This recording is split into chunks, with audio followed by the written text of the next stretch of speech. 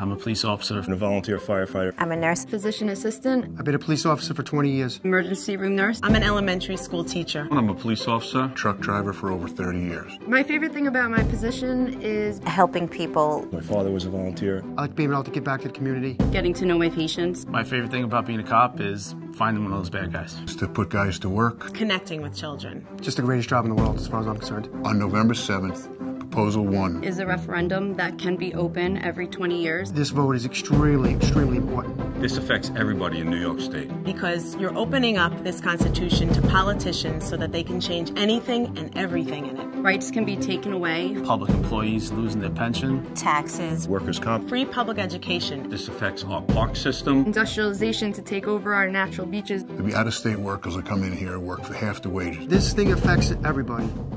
It doesn't just affect police officers. Retirees have the most to lose. Because you're retired, you're not safe. Their pension could go down from what it was to 50% or less.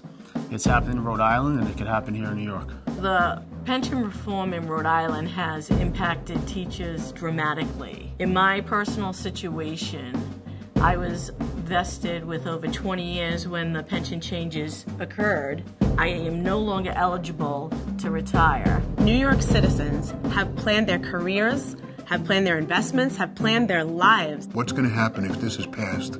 None of us are going to be able to live here. Something that you've worked for all of your life could just be taken from you in one vote.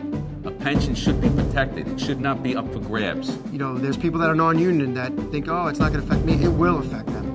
It affects everybody. Every New York State resident should vote no to the Constitutional Convention. I'm voting no. For my son's future. For my brother workers. My volunteer firemen. I'm voting no because the future of public education. For my patients. For your health. I'm voting no for my family. For my family.